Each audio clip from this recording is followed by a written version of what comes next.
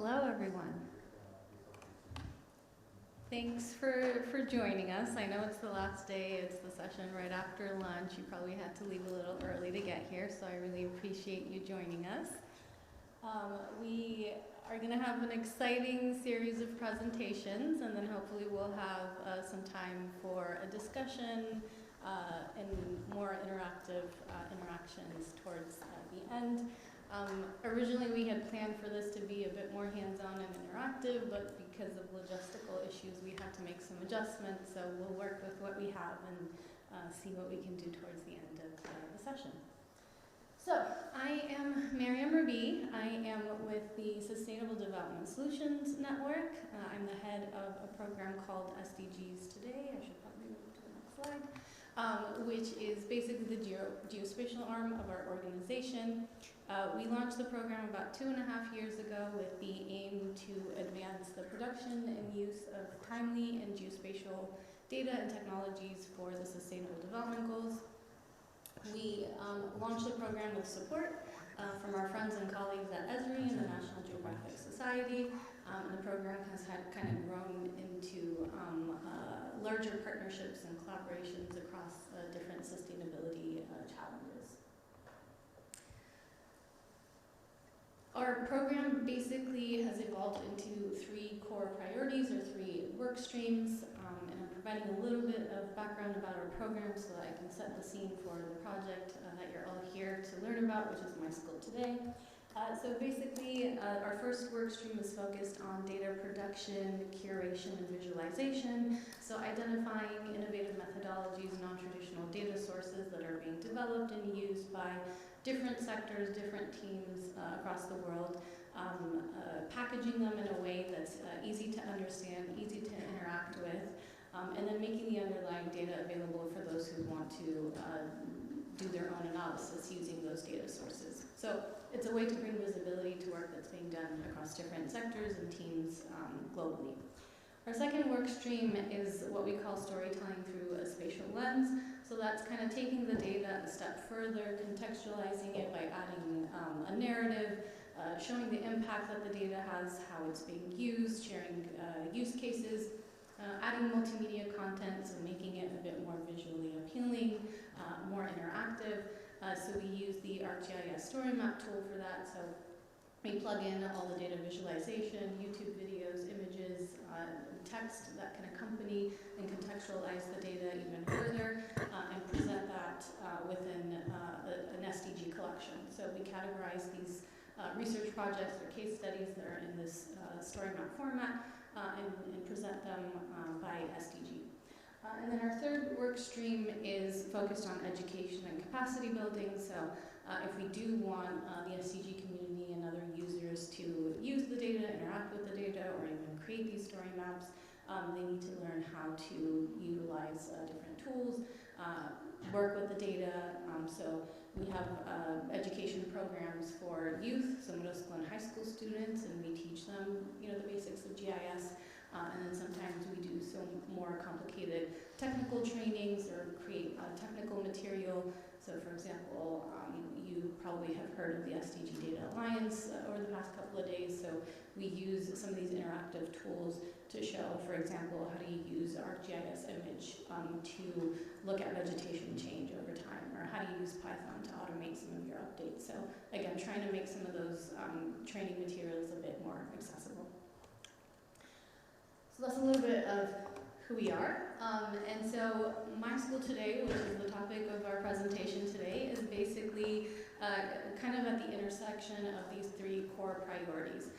So basically through a lot of the conversations that we had with a lot of data partners and data users, we identified that there is a gap in terms of timely information on where schools are located, and we also, as we develop this model, which we'll talk about today, realize that there's a need to kind of build that capacity among communities who are participating in this work to learn how to use some of the tools and the technologies, and why geospatial information is important for addressing certain sustainability challenges. So my school today is basically a model model that we developed that provides estimates on walking travel time of school-age populations disaggregated by age and sex to schools recorded in OpenStreetMap.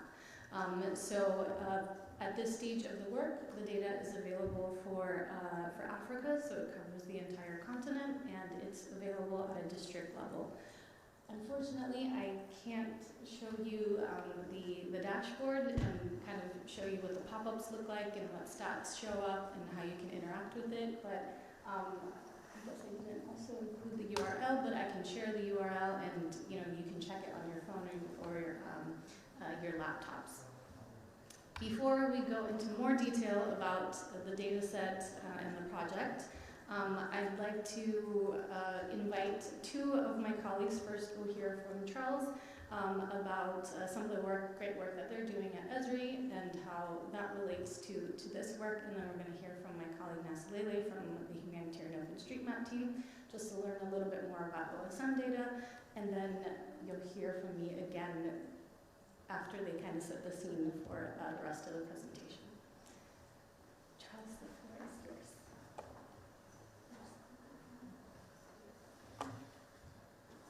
Thank you, Miriam. I just want to say, I'll go to the next slide. While that's up, this project, as an aside, Miriam and I'm fortunate to work with two very, very, very intelligent women, Miriam and Anela, and of course we have our OpenStreetMap colleague here. These are just to express the amount of dedication and intelligence that has gone into this work is immense. And the result of that is what I'm actually showing here on the slide. So, Esri is involved in a lot of different multi-stakeholder partnerships. I'm leading a lot of them, my colleagues are leading a number of them. But this particular slide is just representing one of those large partnerships. And I'm pointing out in this partnership that Clint Brown, who's the Director of Product Management at Esri, is on the board for the Global Council for the SDGs. And in the Global Council for the SDGs, large body of government, private sector, public sector actors that are coming together to look at how to advance the SDGs from all aspects of the 2030 agenda. They've identified now that the My Schools Today project is a significant contributor to SDG 4. And we're now at Esri and within the Global Council focused on SDG 4, trying to elevate the My Schools Today program. We know that it will bring value to SDG 4, so we are dedicated to trying to bring in a number of things.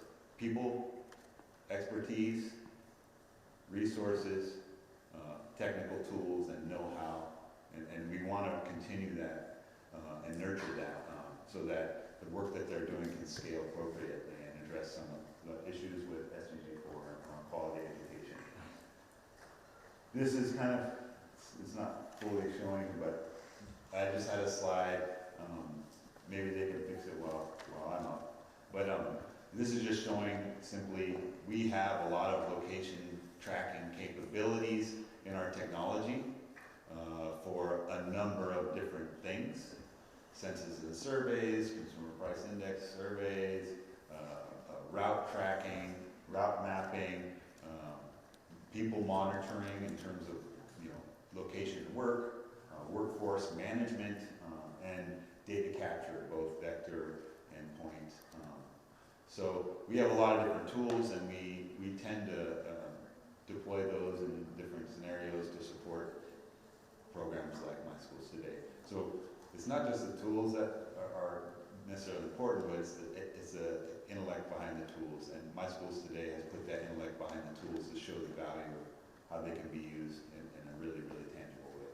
So we're going to continue to support this, and we're going to encourage other people to be involved. And I just want to say thanks to everyone for coming, and if there's anything we can do to further educate you on not just our tools, but our efforts around My Schools Today and the people involved in the Global Council to help us advance that, we're happy to connect you with them. So Thanks, Miriam, and thank you for your time.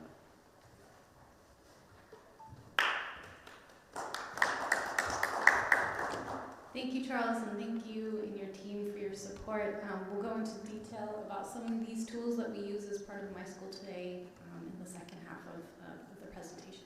I'd like to invite Nasa Lele from the Humanitarian OpenStreetMap team to present her slides, and then we'll come back.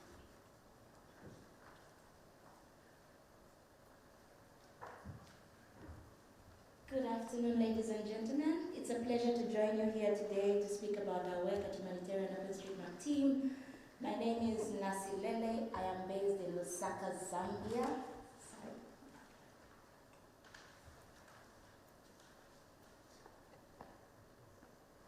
Sorry, as I'm getting to fix this. Okay, good. Thank you. So I'm going to speak about our work at Humanitarian OpenStreetMap team. We are a global organization. We have people supporting us, employees, volunteers, partner organizations from various regions of the world, and we are privileged today to be invited to speak to you by Mariam's team from SDSN. I'm so grateful. We are also working very closely with Esri. Thank you so much. We are doing a lot of work with them. So I'll speak briefly about our work on OpenStreetMap and how we are coordinating with local communities and how you can use this platform and the data that's available to support the different work that you're doing in the various spheres. So our organization is called Humanitarian OpenStreetMap team, and we support humanitarian action by providing open data that can be used to support a number of initiatives. Currently, we are focusing on 5 impact areas. That's disasters and climate resilience, public health, gender equality, sustainable cities and communities, displacement and safe migration. So all our work is being done on a platform called OpenStreetMap. It's a simple platform. The data is open, very interactive, simple to use. We have simplified it so that anybody can contribute to it. You don't have to be a GIS expert to contribute to this platform. So as you can see on this platform, we have different layers of data that people are adding to. So we have layers of data, for example, on roads, on buildings, various points of interest. You have schools, education, health facilities, and this speaks to a number of different thematic areas. We are also doing a lot in the gender equality space, data on climate change as well, and also public health. So this is like a very big hub of data. I don't know about the region where you come from, but like in my region, sometimes open data is a challenge, and like we spoke in this forum, we noticed that in some regions, open data is still a very big challenge. So we're trying to see if we can have this platform where we can easily share data and we can easily interact with this data from different platforms as well. So we are working through local communities. That's mainly what we do. We have different partners across regions. We are working with what we call local communities. We have open mapping communities from the universities as well that are actively contributing to this data. We are also working with a consortium of corporate organizations. They've come together, various humanitarian actors have come together, and they're calling each other missing maps, and with their different strengths, they're trying to contribute to data that can address various needs. For example, we had a very coordinated effort during the Turkey-Syria response where we were collecting data that was needed to support efforts there. So usually these partners will come, we need data on this particular sector, and then we work together to contribute to that data space. In terms of our model lies on the basis of localization. So like I said, we try to work with a local community member, and that's also for the basis of sustainability. Not only do we have to send people from a particular place to work in a particular place, we try to see how can local community members add local knowledge to the map. There's a lot of great initiatives that are going on out there, for example, using AI and machine learning, and also other initiatives, open data that's available. But then where we come in is what else is missing from the map that can be added by the community member. And then where you and I can help in this room is how can we translate that data into action, because data is not useful if it doesn't translate into action. And this is what we're talking about, whether you're a statistician, you're a data specialist, you're an analyst, how can you translate this pool of data into action? So basically, when we're working with the communities, we encourage lots of community participation, we do lots of training.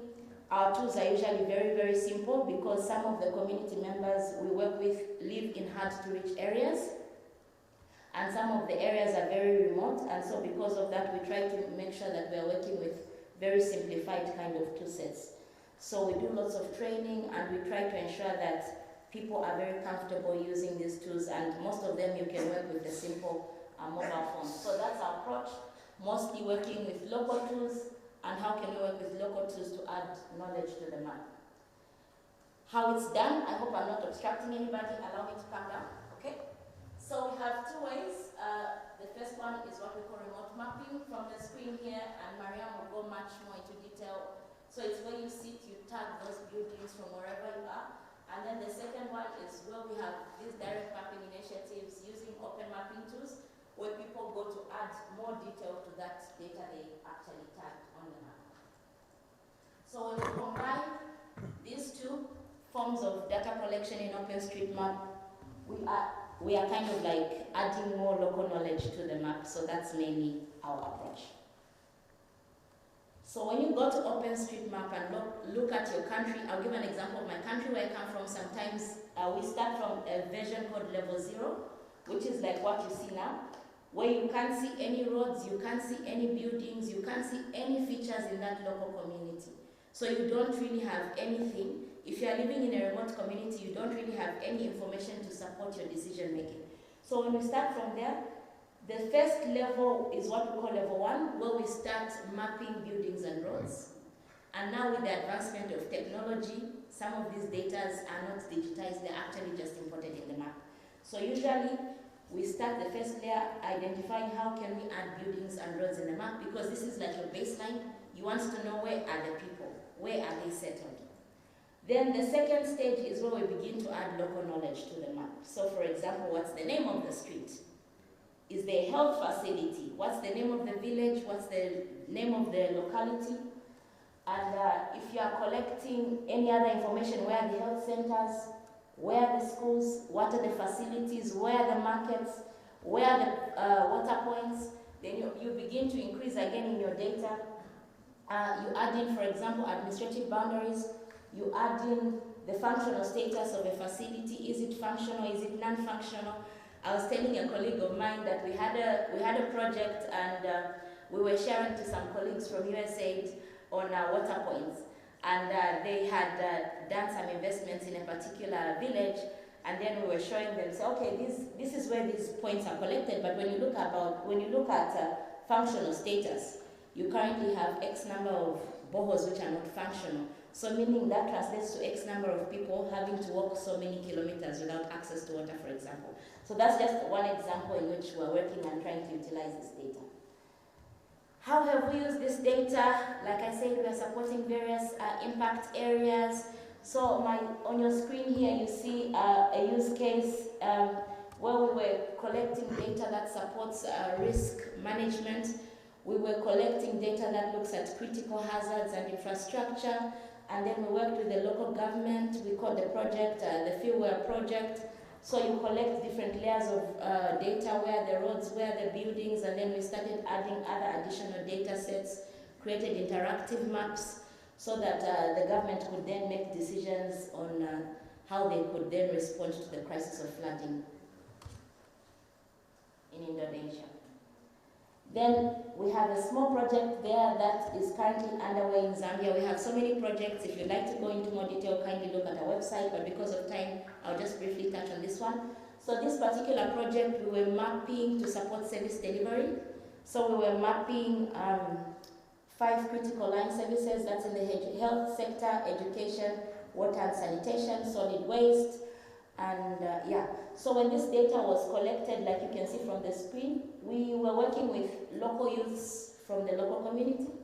We were training them. These are some of my colleagues. They were training them on how they could use these mobile tools to collect the data. And you can see there they were trying to map a protected well. And then at the end of the day, this information was being used by the local council, the local authority. to fill into their local area plans. So they were trying to see where are the services, what does the community need, and that such planning can only be done better when there's information.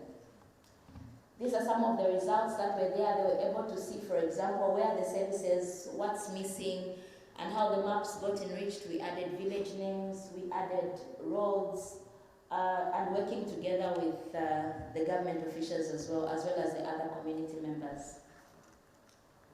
So what we're just trying to say is that using this platform called OpenStreetMap, you can actually use it to monitor lots of data sets. For example, you can use it to measure your progress on SDGs. For example, in my screen here, I know I'm obstructing you a little bit. There's something about proportion of rural people who live within 2 kilometers of an all-season road. So for you to do this analysis, you actually need the roads layer, you need the number of buildings so that you're able to see. So this is just as one example. Then coming to mapping schools, the project that we are currently working with very closely with SDSN, we worked together with the government of Peru to kind of map schools in OpenStreetMap, and you can see from that map there the coverage of schools, the total schools currently sitting at 108, and then working with the local schools themselves and the local community members to make sure that this data is updated. So they went through this number of steps, identifying schools, getting buy-in, uploading the data in OpenStreetMap. So we've talked about OpenStreetMap and how it can be used, but beyond mapping, what else can we do beyond this? So for us to all achieve SDG 4, it has to go beyond just knowing where the school is. We need to add additional information. Is that school functional? Is it not functional? What else do they have? Do they have electricity? Do they have water access? Do they have functional services in those communities? And do they have hand washing facilities, for example? How many pupils have access to that facility? How many kilometers do they have to walk to access that facility?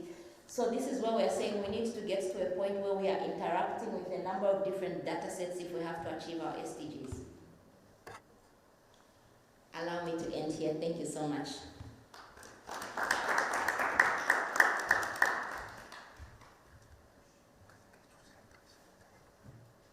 Thank you, Nazalili. So we've heard from our colleagues from Esri and from HOT. We heard about some of the tools, the platforms, and the data that's being used across these great teams. So I think that will help me kind of contextualize the project a bit more and explain how we use some of those platforms and the data that's collected in this project. So my school today is very much relevant to SDG 4 related to quality education, and the conversations kind of started when we reached out to some of the education stakeholders within the UN ecosystem and beyond to see what kind of timely information we have on school locations. And it seemed like a lot of that information either was out of date or not open and available. So that was kind of the vision behind this project, is how do we create a data set that would provide open information, timely information on where schools are located. And that information can be used to help decision-making processes in terms of where more schools are needed. So if we have children, walking over 60 minutes to get to a school, then that will help the policymaker decide, how to best invest their resources in building schools. Or in addition to that, what kind of services would schools need? So in addition, and that's something that Nazalili touched on, in addition to just access to education, do they have access to clean water and sanitation? Do they have access to internet connectivity and so on? So that was kind of the thinking behind the project. We reached out to our colleagues at UNESCO, Esri, HOT, World Pop. So they are a team based out of the UK. They produce gridded population data. So that's, I won't go into too much detail, but it's direct from census data that's also overlaid with geospatial features from satellite imagery, where they then redistribute the census data to gridded skills and provide updated estimates on population density, especially in locations where maybe census data is very much out of date. So we reached out to some of these stakeholders, brainstormed a lot in terms of coming up with a methodology and approach that will provide some insight on basically what the model provides, which is estimates on walking travel time of school-age populations to schools recorded in OpenStreetMap. So the school location data comes from OpenStreetMap, the population data comes from WorldPop. What's interesting about this project is that WorldPop and UNESCO actually work together to make sure that we adjust the school-age populations for each country. So if you look, if you go to WorldPop, if you look at their website and you're trying to access their population data, the age groups that they currently have is 0 to 5, 5 to 10, but that doesn't necessarily correlate with school-age populations in different countries. So they actually collaborated with UNESCO to adjust that so that we could address that issue for each country that we provide in this model. So it's a great collaboration all around. And then we could have looked at different, modes of transportation to school, but we decided to focus on walking travel time only, again, based on some of the conversations we had. UNESCO, the IIEP, they have a policy toolkit. In it, they mentioned that students shouldn't be walking over 30 minutes to get to a school. So basically, if you look, I can't show you, but if you click on any point, it'll show you whether the students walk under 30 minutes to get to a school, between 30 to 60 minutes, or over 60 minutes. And according to UNESCO's policy toolkit, it shouldn't be more than 30 minutes, and that can provide insight in terms of where more schools might be needed to make access to a school more convenient for students. We do have our methodology in much more detail available on our website, so if you're interested in looking at that, we have it published there, and we're also working on a paper, so hopefully that will be published soon as well. So, as you've heard from Nazalele, in terms of collecting data through the OpenStreetMap platform, it's very much dependent on community engagement and mobilizing communities to participate. So this has definitely been a bottom-up approach to collecting data, where we rely on communities to learn about the significance of data in general, but also how to work with these different platforms and why it's important for them to participate in collecting this data and making this data available. So a lot of our time, so beyond some of the technical discussions and partnerships that we have, a lot of our time is spent with connecting with local communities, so whether they're CSOs, youth networks, schools, so we work with teachers and university professors whose students want to participate.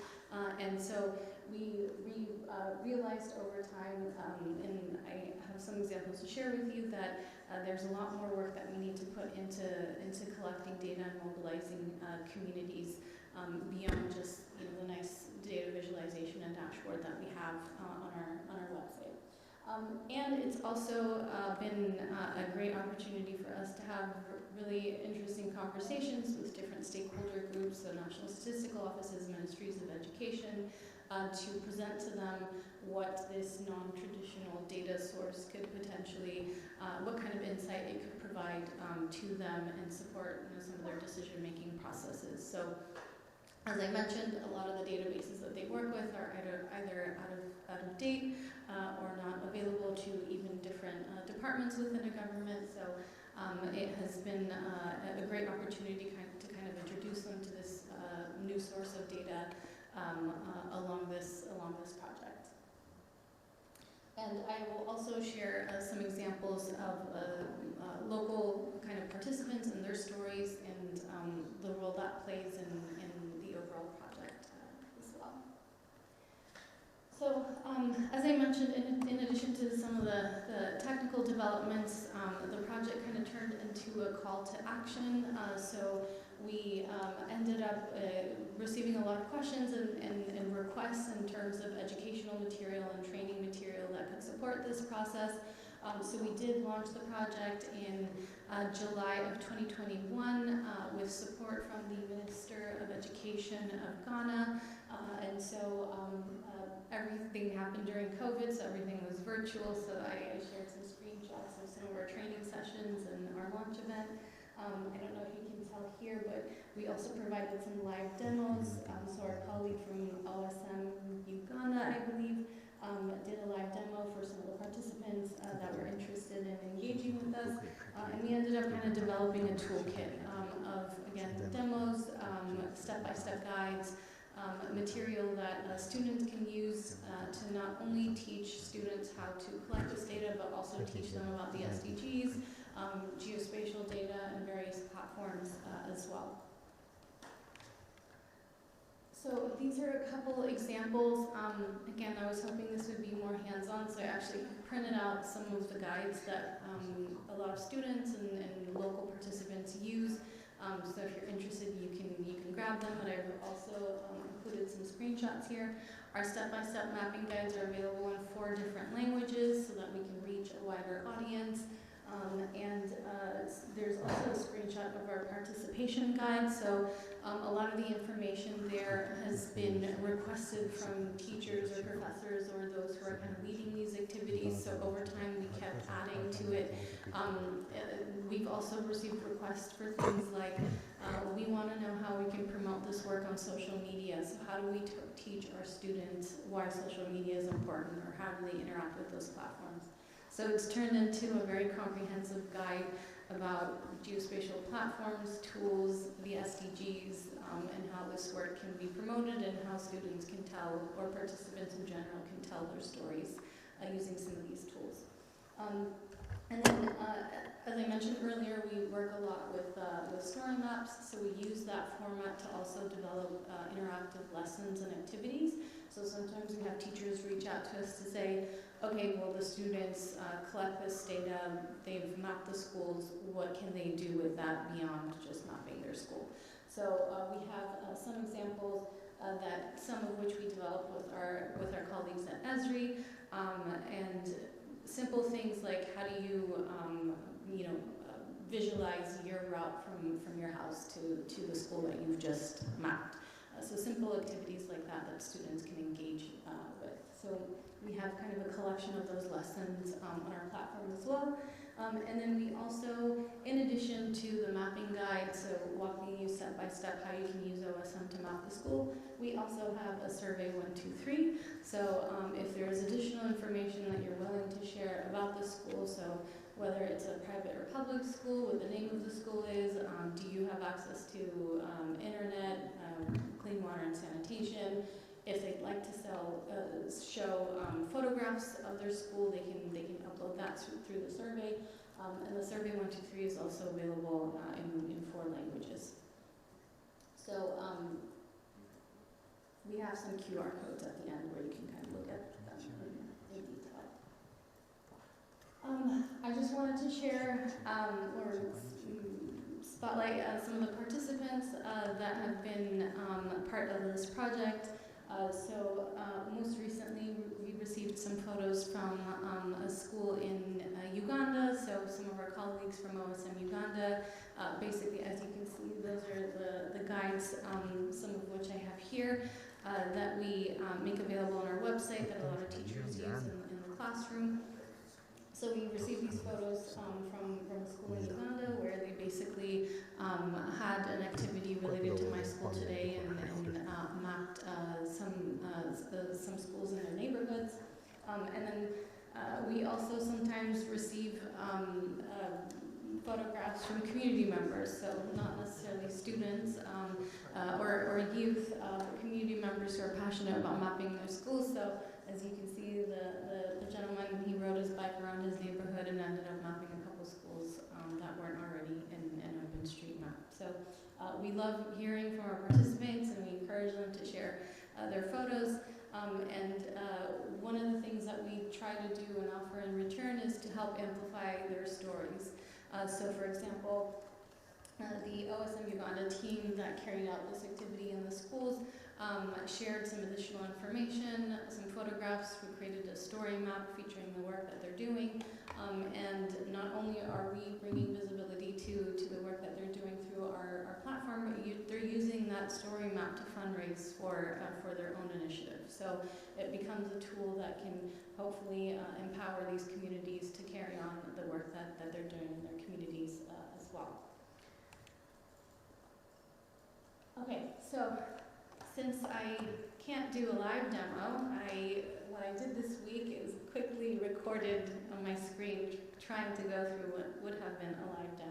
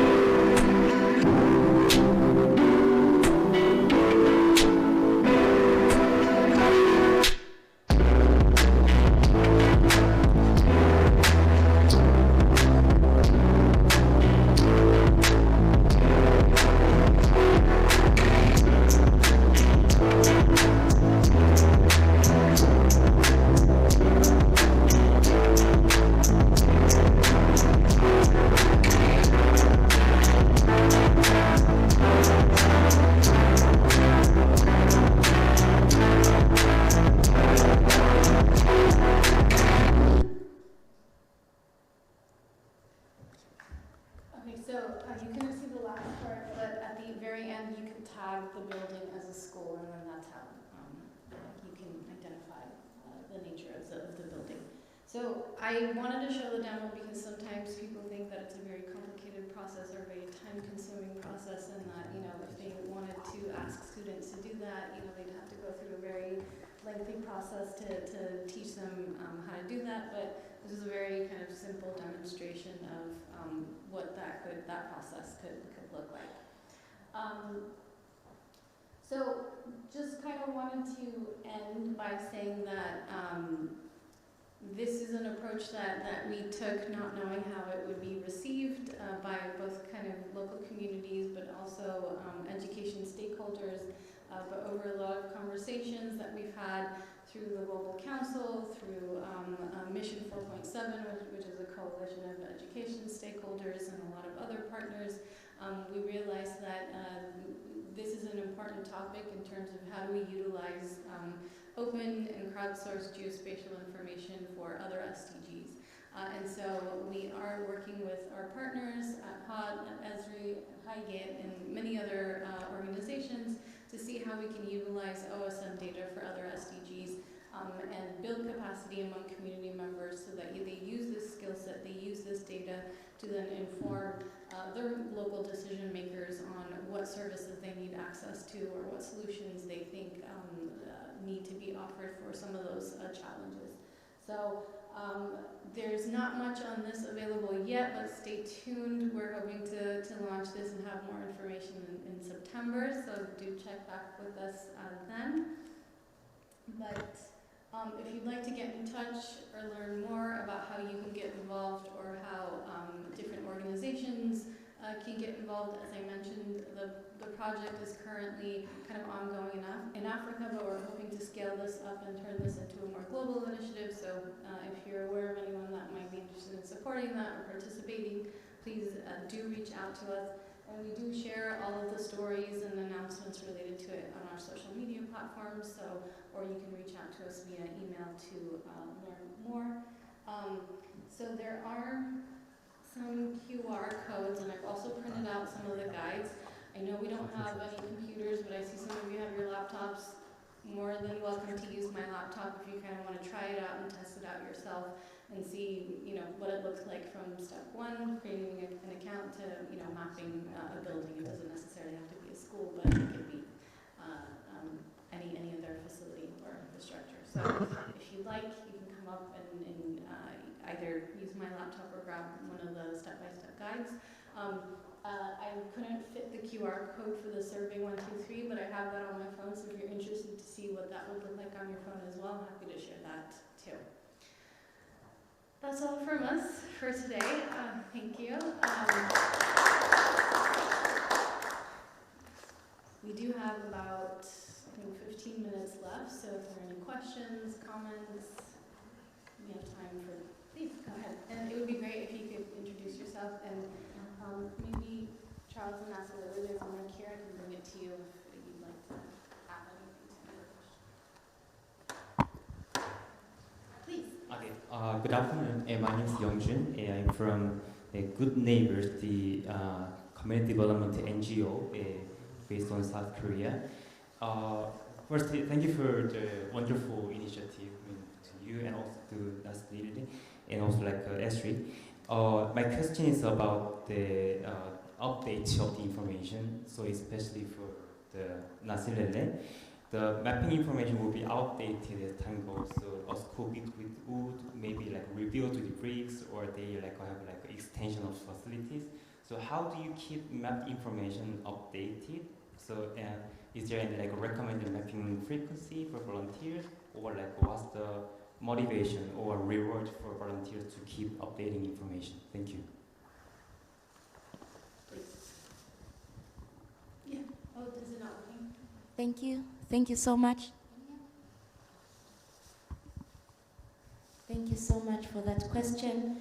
You are very right. If I mapped my school today, or I mapped my community today, probably a year later or 2 years later, that area is going to be, it will need some updates. So how do we do it?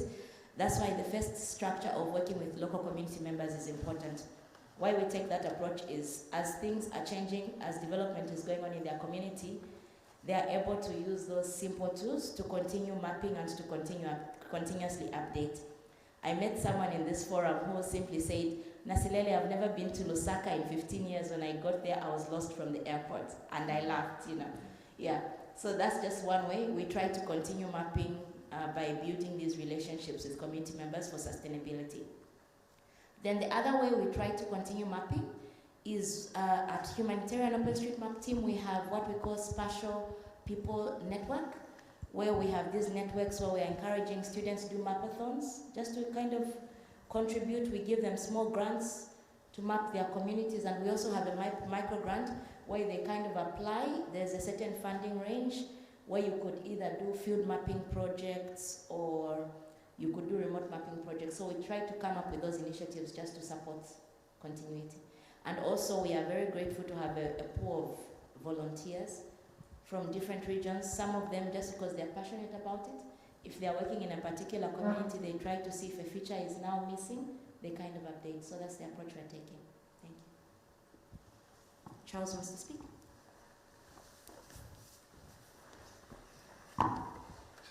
Just to add on to that from a perspective of Esri, we were used to these types of large data collection events.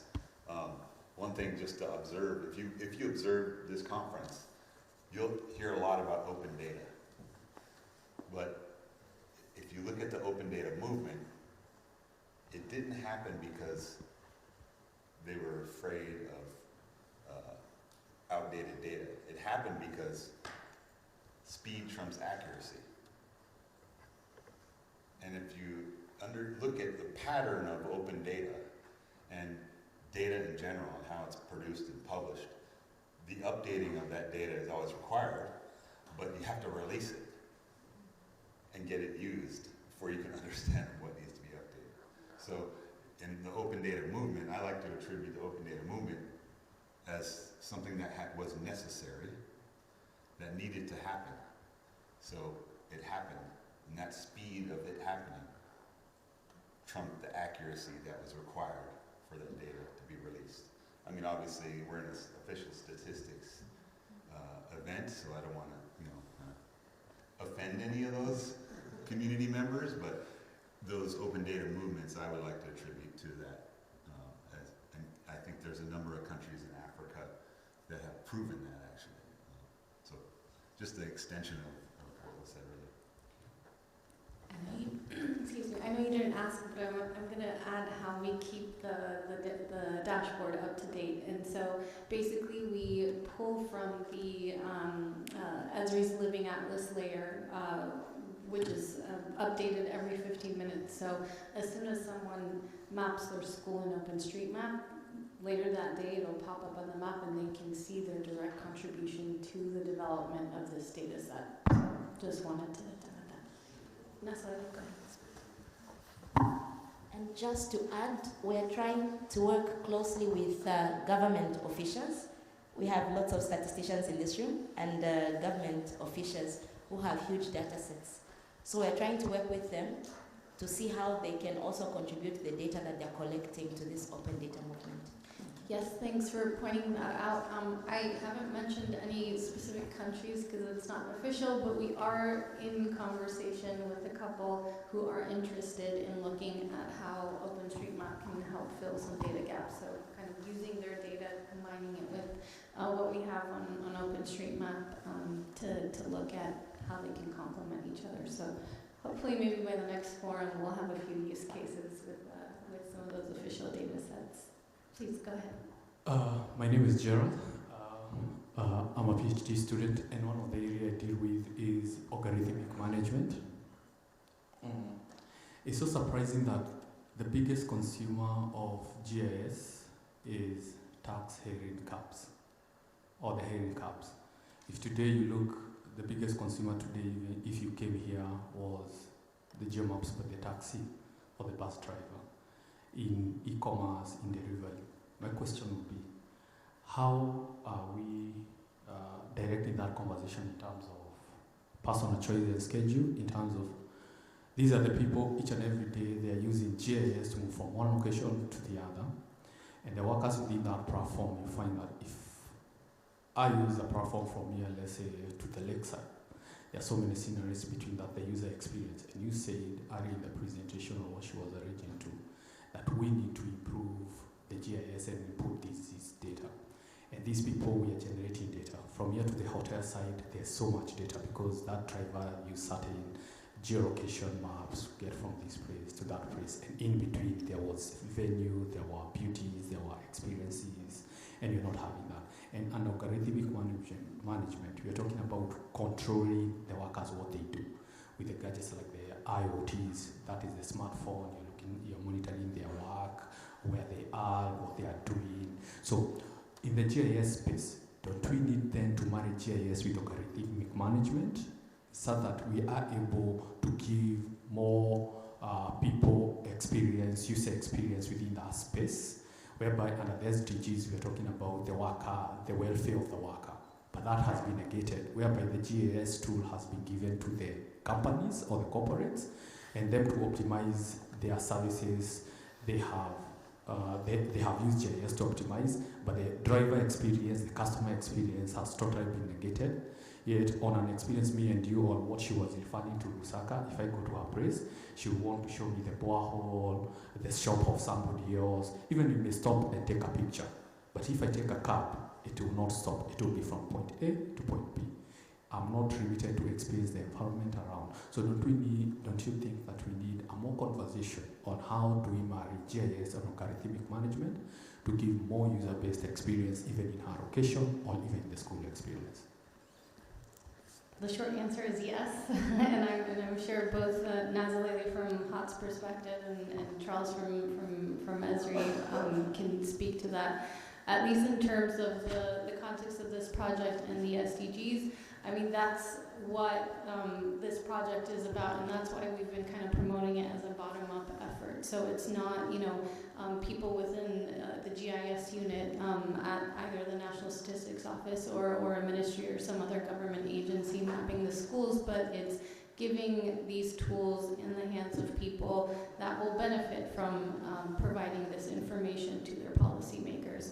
So we are building that capacity, giving them access to tools where they can provide the kind of information they want to provide insight into decision-making processes. So that's the attempt, and that's why we're using also different platforms and tools to amplify those stories. So what are some of the challenges they're facing, even in terms of accessing the tools? So if they want to use Survey 123, if they want to use OpenStreetMap, they need access to internet, they need access to a computer device. So a lot of the conversations that we have with local communities is not about, the data or how we collect it, but it's about how do we get them access to the devices where they can even participate and share, this information or their knowledge or have their voices heard. So I can't say I have a question or a solution to all of those challenges, but as part of a lot of the conversations that we had a couple months ago at the Global Council for SDG 4, a lot of the conversations were also about how do we fund some of these communities so we can give them access to the tools where they could participate and have their voices heard and share their local knowledge and create platforms or stories or whatever format to have their voices heard by their local community members. We have examples, not yet as part of my school today, but some work that we do with middle school and high school students in terms of teaching them some basic GIS skills within the SDG context. So we have a free virtual GIS summer program for middle school and high school students, and we had a group of students from New Jersey who did a project, used some of the tools that we gave them access to, created a story map, proposed a solution to a simple-ish problem in terms of kind of recycling and plastic waste in their community. They created a story map, and basically the First Lady of New Jersey came across it and ended up on a Zoom call with a lot of these students where they were able to kind of share what their frustrations were and what this proposed solution was. So we're hoping that through this initiative, through this bottom-up effort, through capacity building, by providing some of the tools and resources that we can mobilize for these communities, it will enable them to take that role instead of it being a top-down approach. Sorry for that very lengthy answer, but Charles and Natalie, if you'd like to add to that, please. Oh, well, I don't know if they wanted to add to it. Sure. Okay, I'm kind of building on what's being said. I think it's a really great initiative. Sorry, my name is Ayodele Marshall and I'm from SCAP. So I think it's a really great initiative, and I guess my question is about the tying to the SDGs that you mentioned. So going beyond just the measuring and reporting, and I don't know if this is the scope of this session, but definitely, are you having conversations with policymakers about where should we build schools? I guess rural and urban planning, and access to the all-season roads, as you said, because there is a lot of focus on measurement, but the policy decisions need to be made, and those conversations need to be had. So that's my question. I understand it might be beyond this scope, but those are my thoughts, and I wanted to share them. Thanks. Thank you for You that can question. mention some of it. Yeah, and we can come back, Charles, if you want to add something to the previous question, and then I can move on to. Yeah, sure. So first of all the question from our colleague from South Korea as well, it's related. I just want to give two concrete examples that are really exciting. And they have to do with entrepreneurship, business creation at a local level. One example is coming out of South Africa. South Africa had data on, a taxi company had data on every time a taxi brakes, hits the brake pedal, they would record the length of time from that brake point. And so they knew where taxis were braking all around. They knew if they would be going a certain speed. So all of this data got collected, and the community started making applications from a business standpoint to support policy making and derivation of street signs, speed bumps, and all these different apps that help the local community understand how to develop the road infrastructure better. And those applications were then consumed by government, by private sector, and the people that built those applications, they became, they were lucrative and beneficial, so they earned, those previously low-income earners now became pretty significant, earners, and they participated in their community, improving the community over time. So those types of entrepreneurship activities can be created from these types of efforts. If you have school data and you're able to use that information. Now, it may not be accurate, in the sense that it's not authoritative, it may not have all the metadata required, but it can still provide context for designing the business applications that are required for local communities. And some of those business applications will never be authoritative. I mean, some of the data that goes into those business applications will never be, authoritative, but they'll be beneficial and highly lucrative. And I think that's really how, that's a spark of innovation that you can derive from a lot of the OSM work in and of itself, because OSM also started off as kind of a, let's try this, and now it's worldwide. So I just that's a great question. It dovetails into what our colleague from SCAP's talking about in terms of how does it benefit the SDGs and the specific indicators. That is, better quality of life and all the elements of that fall within the range of local entrepreneurship, economic empowerment, local development. So I hope this is a helpful example. Thank you. Maybe if you come back to the last question.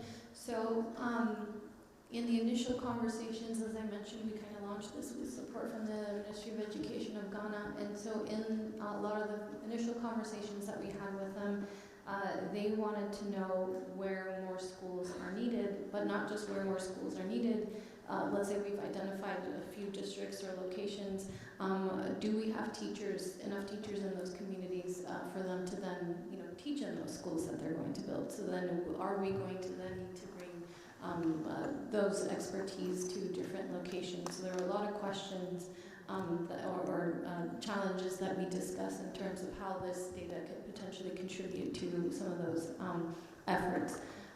Another example is, I won't name the agency, but was talking to a colleague from Senegal, and we were looking at the dashboard, and he was looking at each district and was surprised that, okay, in certain districts, I didn't know that, this is how far, based on the school location that was available in OSM, this is how far some students are walking to a school in this community.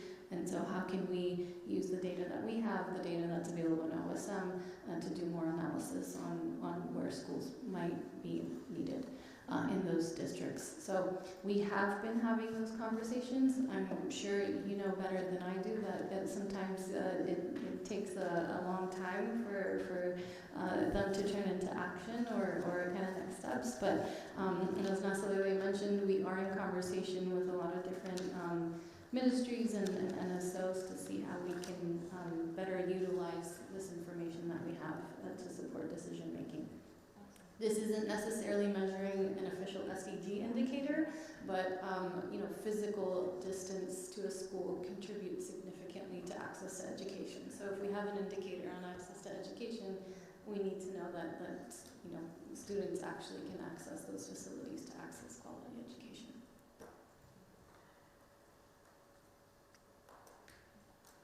Thank you. Just to close. Sure. I couldn't agree better. We have so many specialists in this room. We need to go towards making the data speak, as I tried to say in loose terms. We have so much data, we have so many tools, but then how can we use this information to make informed decisions? How can we use it to inform our governments, to inform our donors, to inform our cooperating agencies that they need to now provide these services because based on this data, this is what's happening. So we need to move towards more of action and advocacy. Inspiring action is what we are trying to hope to achieve through this project as well. Thank you. Thank you all for joining us today, and we're around if you have any additional questions. Enjoy the rest of the forum.